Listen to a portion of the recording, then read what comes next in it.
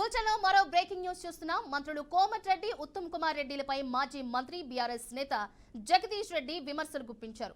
ఉమ్మడి నల్గొండ జిల్లాలో ఇద్దరు దద్దమ్మలంటూ తీవ్ర వ్యాఖ్యలు చేశారు. సాగర్ జలాలపై అవగాహన లేకపోవడంతో ఆయకట్టు కింద ఉన్న పొలాలు ఎండిపోతున్నాయని ఆరోపించారు. నాగార్జున సాగర్ ఎడమ కాలువ నుండి ఖమ్మం జిల్లాకు నీళ్లు అధికంగా తరలించడం వల్లనే గండిపడిందన్నారు. మంత్రుల ఆదేశాలతోనే బీఆర్ఎస్ నేతలపై తప్పుడు కేసులు పెడుతున్నారని మండిపడ్డారు. నేనే పంపించినా అని చెప్పిన దుర్మార్గంగా తలుపులను సీల్ చేసిండ్రు, వెల్డింగ్లు చేసిండ్రు, మన కళ్ళ ముందే పాలెరుకు నీళ్ళు తరలించారు. మేము ఖమ్మంకు మనుషులు తీసుకుపోవడానికి ఇప్పుడు వద్దనడం లేదు. నేను కూడా చేసిన ఆ పని గత 10 సంవత్సరాలు నేను మంత్రిగా ఉన్నప్పుడు ఖమ్మంకు పాలెరుకు మనుషులు ఇచ్చిన మాట వాస్తవం నేను. కానీ అదే సందర్భంలో నల్లగొండ జిల్లా రైతుల యొక్క హక్కుల్ని కాపాడుతూనే ఖమ్మం జిల్లా కూడా నేను నీళ్ళు ఇచ్చిన అన్నాడు. మధ్యలో కొద్ది రోజులు మా దగ్గరకు వచ్చి మళ్ళీ కాంగ్రెస్ లో పోయిన ఒక పెద్ద మనిషి కూడా మాట్లాడిండాయాల ఖమ్మం నీళ్లు తీసుకుపోతుంటే జిల్లా మంత్రి ఏం చేస్తున్నాడు అని.